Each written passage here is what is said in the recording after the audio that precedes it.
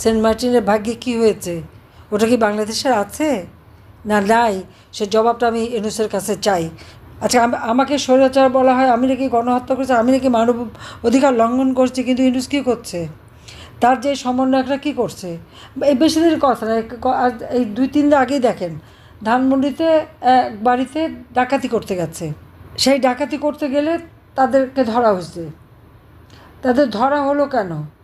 সেই জন্য ইউনূসের যে এক দল তৈরি করেছে কি এনসিপি, সেই দলের এক নেতা কি হান্নান মাসুদ, সে যে মুচলেখা দিয়ে সেই ডাকাতদের ছাড়িয়ে এনেছে। তার মানে খুনি ডাকাত যত চোরটা যা কিছু এই তাই নিয়ে তার রাজত্ব। এবং জুলাই 15 তারিখ থেকে যে হারে গণহারে পুলিশ হত্যা করা হয়েছে, আওয়ামী লীগের নেতাকর্মী হত্যা করা হয়েছে, সাংবাদিক হত্যা করেছে, পেশাজীবী হত্যা করেছে, তার কোনো বিচার হবে না। ইন্ডেমনিটি দেওয়া হয়েছে। কেন দেওয়া হবে ইন্ডেমনিটি? খুন করে ইউনূসের বাহিনী, এগুলি তো তার মেটিকুলাস ডিজাইনের অংশ। তারা এভাবে নির্বিচারে হত্যাকাণ্ড, অগ্নিসংযোগ, সমস্ত কিছু ধ্বংস করা শুরু করলো, আগুন দিয়ে দিয়ে পোড়াতে শুরু করলো। বাংলাদেশ আওয়ামী লীগের কোনো একটা নেতা কর্মীর ঘর বাড়ি নাই, ব্যবসা প্রতিষ্ঠান নাই, জ্বালিয়ে পুড়ে ছারখার করে দিচ্ছে, নিঃস্ব করে দিচ্ছে আমাদের এক একটা নেতাকর্মীকে। অস্ত্র অর্থ ছড়িয়ে যারা এই ক্ষমতা দখল করলো, সেই ডক্টর ইউনূস ক্ষমতা দখল করেই তারা কি করেছে? এই 8টা মাসে মানুষকে কি দিতে পেরেছে? দেখলাম খুব লম্বা গলায় তাদের লোক বলছে ঋণ পরিশোধ করেছে। ঋণ পরিশোধ তো একটা নিয়মিত ব্যাপার। বাংলাদেশ তো কোনো দিন ডিফল্টার হয়নি। বাংলাদেশ নিয়মিত ঋণ পরিশোধ করত। আমাদের জিডিপির মাত্র 37% আমাদের ঋণ ছিল। খুব লম্বা গলায় বললেন এত হাজার টাকা, এত মিলিয়ন ডলার নাকি পরিশোধ করেছে। পরিশোধ করেছে, টাকাটা পেয়েছে কোথায়? ওটা পরিশোধের জন্য তো টাকা বাজেটে ধরাই ছিল। কিন্তু আমার প্রশ্ন হচ্ছে যে এই 8 মাস তো 1 পয়সাও দেয়নি, তাই সেটা জমে গেছে না? তো বাজেটের টাকা কোথায় গেল? কি করলো সে টাকা? বয়স্ক ভাতা, বিধবা ভাতা থেকে শুরু করে 116টা সামাজিক নিরাপত্তা কর্মসূচি বন্ধ। মানুষের জীবনে হাহাকার। বয়স্ক বিধবারা একটু ওষুধ কিনে খাবে, খাবার খাবে, সে সুযোগটা তাদের নাই। কিন্তু এই একটি লোক কোনো দিন বাংলাদেশের কোনো দুর্যোগ দুর্বিপাকে কোনো দিন সে কোনো সহযোগিতা করেনি। গ্রামীণ ব্যাংকে তার 1 পয়সা বিনিয়োগ নাই, কিন্তু সারা বিশ্বে মিথ্যি বলে বেরিয়েছে এটা কি তার করা।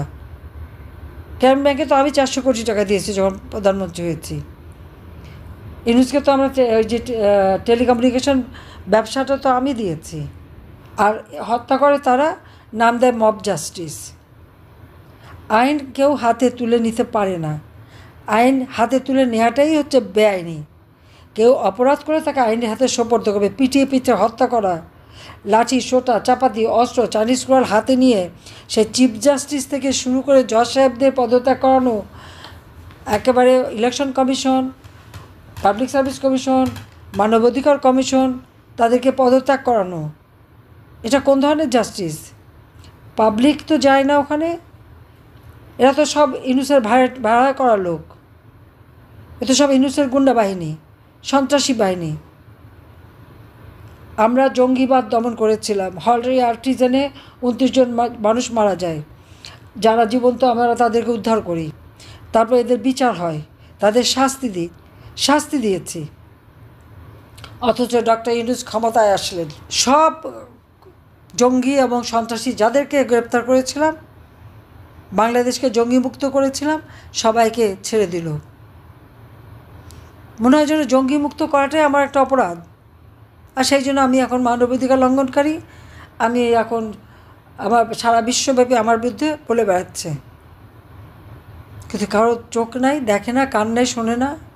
মব জাস্টিসের নামে আর যেভাবে এই ধরনের মানুষ হত্যা করা, আর যে কেউ বাড়িতে ঢুকে যেতে পারে, গিয়ে সেখানে মারপিট, লুটপাট এবং অগ্নিসংযোগ, মানুষের জীবন নিয়ে, মানুষের মান সম্মান নিয়ে একটা নোংরা খেলায় নেমে গেছে এই সুদখোর খুনি। ওর তো লজ্জা শরম নেই, তার তো কোনো আইন মানা নিয়ম নাই। গ্রামীণ ব্যাংকের এমডি পদে 60 বছর বয়স পর্যন্ত থাকতে পারে। সে কি কোনো আইন মেনেছিল? মানে নাই না। 70 বছর পর্যন্ত সে থেকেই গেল। আবার তাকে যখন বাংলাদেশ ব্যাংকে থেকে বলা হলো যে এটা সম্পূর্ণ বেআইনি, আপনি থাকতে পারেন না, এমনকি আমাদের মুহিত সাহেব আর গরিজবি সাহেব তাকে অফার দিল যে আপনি গ্রামীণ ব্যাংকের অ্যাডভাইজার এমিরেটাস হন না, এমডি থাকতে হবে। কেন? কারণ গ্রামীণ ব্যাংকের টাকাগুলি মারতে হবে, যে সারা জীবন গ্রামীণ ব্যাংকের সমস্ত টাকা মেরে খেয়েছে। যত ডোনার কান্ট্রি যত টাকা দিয়েছে, একটা টাকা গ্রামীণ ব্যাংকে যায় নাই। সেটা দিয়ে ইউনূস নতুন নতুন কোম্পানি খুলে ব্যবসা করেছে, কিন্তু একটা ব্যবসা প্রতিষ্ঠান লাভজনক করে নাই। কারণ লাভজনক করলে পরে ট্যাক্স দিতে হবে, লাভজনক হলে শ্রমিকরে তাদের কল্যাণ ফান্ডে টাকা দিতে হবে, এবং এই জন্য শ্রমিকরা যখন তার কোম্পানির শ্রমিক যখন দাবি করলো, তাদের কল্যাণ ফান্ডে টাকা চাইলো, তাদেরকে চাকরি থেকে বের করে দিল, তারা মামলা করলো। আর সেই মামলায় ইউনূস কিন্তু মানে লেবার কোর্টে সাজাপ্রাপ্ত আসামি।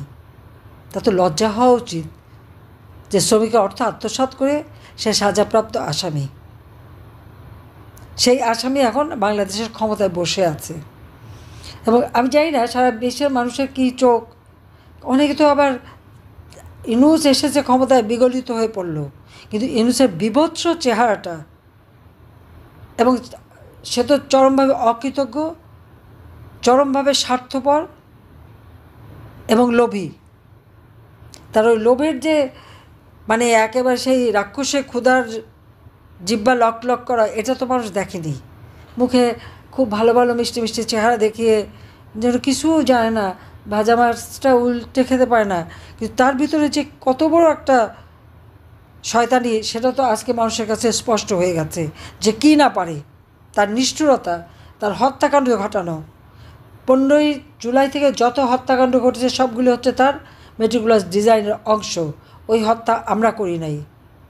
আগুন দিয়ে পুড়িয়ে পুড়িয়ে সমস্ত পুলিশ স্টেশনগুলি, 560টা পুলিশ স্টেশন আগুন দিয়ে পুড়িয়েছে, পুলিশদের পুড়িয়ে পুড়িয়ে হত্যা করেছে, পিটিয়ে হত্যা করে পা বেঁধে ঝুলিয়েছে, আওয়ামী লীগের নেতাকর্মীকে মেরে পা বেঁধে ঝুলিয়েছে। আর মামলা হয়েছে কার বিরুদ্ধে? আওয়ামী লীগের নেতাকর্মীদের বিরুদ্ধে। যারা নির্যাতিত তাদের বিরুদ্ধেই মামলা, আর যারা নির্যাতনকারী তাদেরকে ইন্ডেমনিটি দেওয়া হয়েছে, আর প্রত্যেকটা এমপির বাড়ি, এমপি হোস্টেল, সব জায়গায় তো ডাকাতি আর লুটপাট করেছে। এরা কারা করেছে? তার ওই সমন্বয়ক ইউনূস বাহিনী, এরাই তো করেছে। যে তাদের বিচার কেন হবে না? পুলিশ হত্যা করেছে, পুলিশ কেন বিচার পাবে না? প্রত্যেকটা ল এনফোর্সিং এজেন্সিস বা আইন শৃঙ্খলা রক্ষাকারী যারা, এই আইন শৃঙ্খলা রক্ষাকারীদের অধিকার আছে তাদের নিজেদের জীবন রক্ষা করার। তারা যখন আক্রান্ত হয় অবশ্যই তাদের নিজেদের বাঁচতে হবে। আজকে সেই জন্য শাস্তি পাবে কে? ম্যাজিস্ট্রেটদের শাস্তি দেওয়া, ম্যাজিস্ট্রেটদের খোঁজ করা, রাষ্ট্রীয় সম্পদ রক্ষা করা, মানুষের জানমাল রক্ষা করা, বা যারা আইন শৃঙ্খলা রক্ষাকারী তাদের রক্ষা করা, এটা তো সকলের দায়িত্ব, এটাই তো তাদের চাকরি। তাদের অপরাধটাও কী হলো? আজকে বেসরকারি সমস্ত অফিসারদের চাকরি খাচ্ছে, তাদের বিরুদ্ধে মামলা দিচ্ছে। এমনকি এনবিআর চেয়ারম্যান, সব থেকে অনেস্ট যে লোক, দেখলাম তারও নাকি অ্যাকাউন্ট বন্ধ, তার বিরুদ্ধে ব্যবস্থা। তো সে তো ট্যাক্স আদায় করার জন্য যা করেছে, ইউনূস তো ট্যাক্স ফাঁকি দিয়েছে। একটা নাগরিক, তার প্রায় 54টা কোম্পানি, তার মধ্যে অন্তত 48টা কোম্পানির হিসাবই তো আছে যে একটা ট্যাক্স কোনো দিন সে দেয়নি। আবার গ্রামীণ ব্যাংক, সে এখন গ্রামীণ ব্যাংকের কে? সে তো এমডির চাকরি করতো, তার চাকরি চলে গেছে, সে এখন গ্রামীণ ব্যাংকে খবরদারি করে কেন? সেটাকে সে দখল করেছে। দখল শুধু না, এখন আবার এটাকে সরকারি যে অংশ 25 ভাগ, সেটাকে কমিয়ে 5 ভাগে দিয়ে দিয়েছে, সেটা সম্পূর্ণ আত্মসাৎ করা। এবং শুধু তাই না, আবার 5 বছর পর্যন্ত ট্যাক্সও মাপ। আর তার নিজের ট্যাক্স হাজার হাজার কোটি টাকা তার কাছে পাওনা।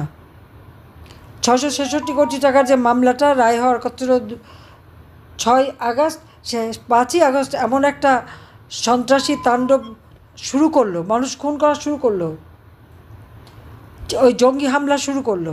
আমি তো লাশের উপর লাশ ফেলে ক্ষমতা থাকতে চাইনি, অথচ ইউনূস তো লাশ ফেলেই লাশের উপরে পাড়া দিয়েই তো ক্ষমতা এসেছে। এখন দেশ বিক্রি শুরু করেছে।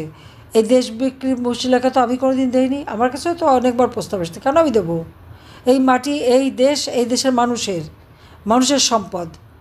কিন্তু আজকে সে কি মানবিক করিডোর দেবে? পৃথিবীর যে কটা দেশে মানবিক করিডোর দিচ্ছে সেই কটা দেশের অবস্থাটা কি একটু ভেবে দেখেন তো, একটু খোঁজ নিয়ে দেখেন আপনারা। আর আজকে বাংলাদেশের ক্ষমতা আসতে না আসতে বলে মিয়ানমারের বর্ডার, সেই বর্ডারে নাকি সরকারি নিয়ন্ত্রণ নাই।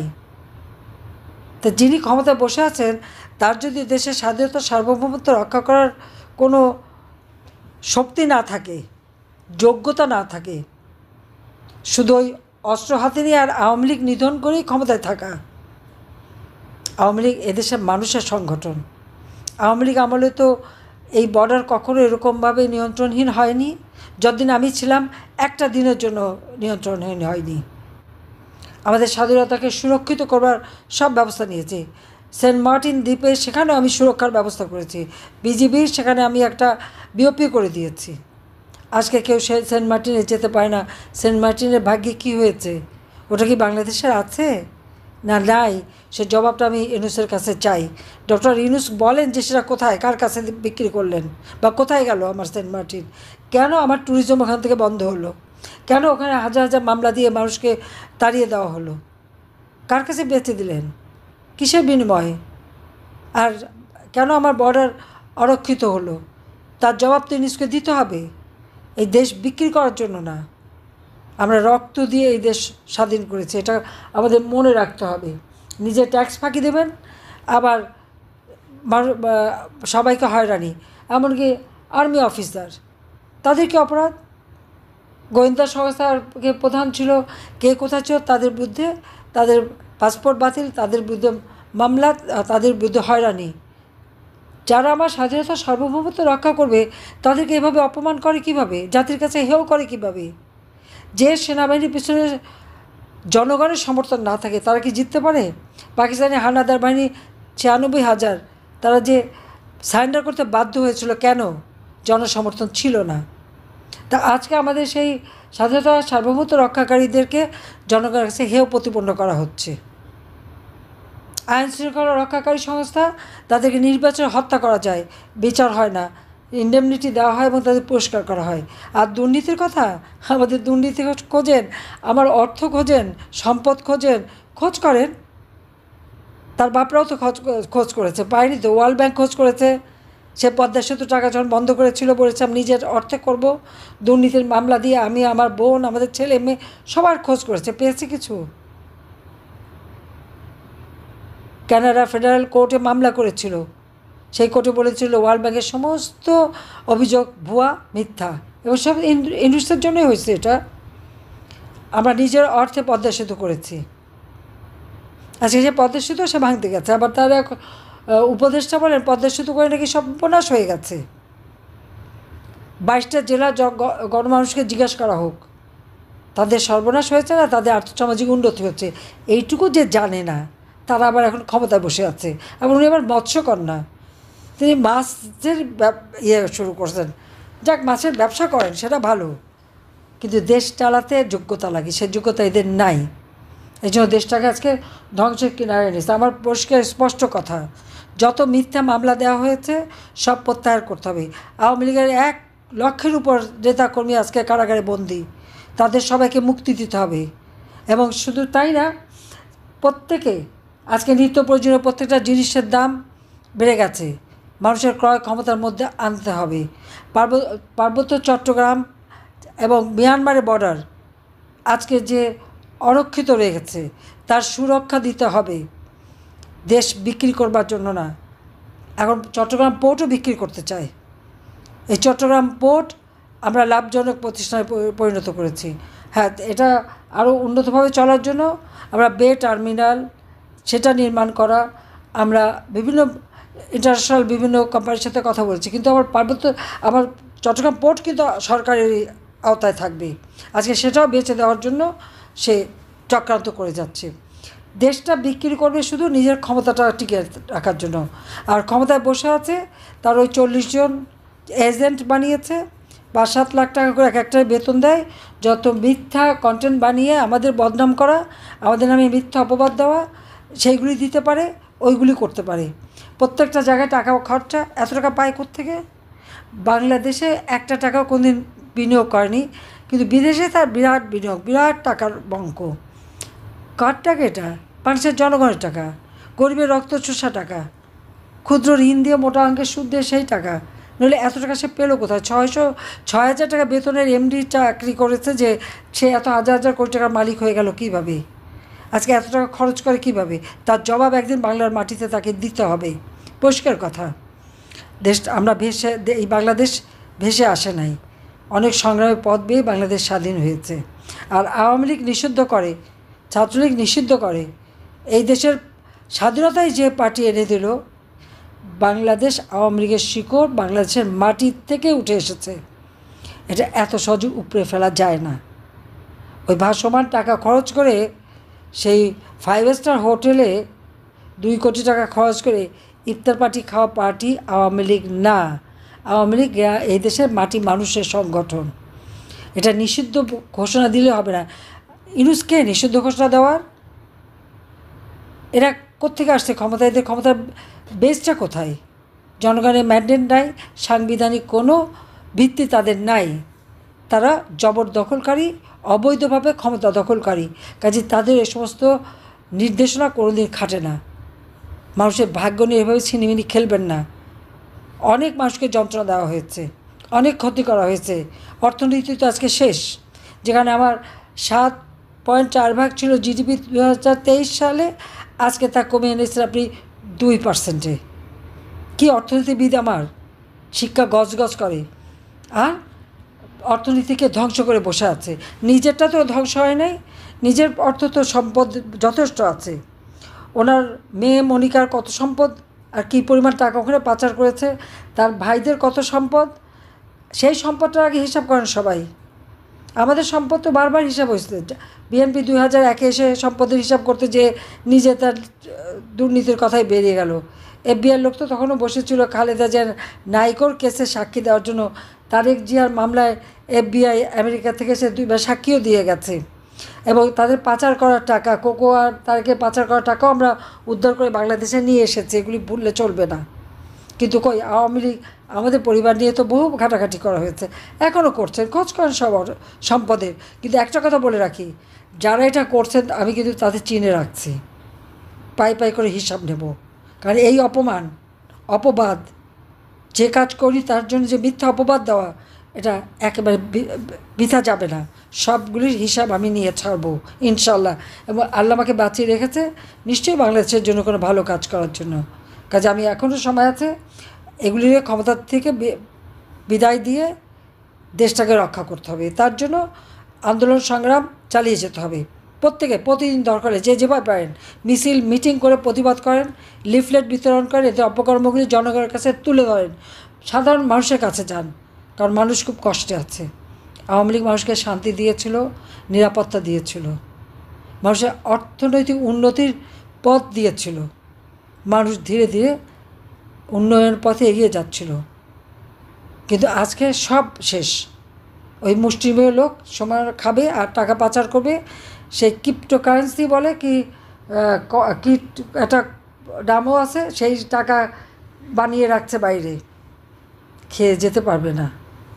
সব ধরা হবে, সব হিসাব নেওয়া হবে। ইনুসের ভাই ব্রাদার, ভাই বেটা, ভাইজি যারা আছে, তার মেয়ে 2 মেয়ে, তাদের সব সম্পত্তির হিসাব আমরা বের করব। এবং অলরেডি আমরা কাজে লাগিয়েছি, কার কী আছে সব আনছি খোঁজ করে। আর সেই সাথে সাথে তার ওই উপদেষ্টারা সব তো ফরেন, একটা তো দেশি না, সব বিদেশি নাগরিক। কাজে তাদেরও সমস্ত হিসাব বের করা হবে। কার ছেলে মেয়ে ভাই ব্রাদার কার কত সম্পত্তি দেশে বিদেশে আছে, সব হিসাব আমরা বের করব। সব বের করতেছি, ওগুলো একদিন প্রচার হবে এবং জনগণের আদালতেই বিচার হবে ইনশাল্লাহ। সবাই ভালো থাকেন, সুস্থ থাকেন। যেটা আমি বললাম যে এখনই প্রত্যেক জায়গায় প্রচার করা, জনগণের পাশে দাঁড়ানো এবং প্রতিবাদ মিছিল প্রতিদিন দরকার হলে মিছিল, মশাল মিছিল প্রত্যেকে প্রতিদিন করতে হবে। এর প্রতিবাদ করেই আমরা আমাদের এগিয়ে যেতে হবে জনগণকে নিয়ে। কারণ জনগণের অধিকার আমরা নিশ্চিত করবো ইনশাল্লাহ। সবাই ধন্যবাদ। জয় বাংলা, জয় বঙ্গবন্ধু। খোদা হাফিজ।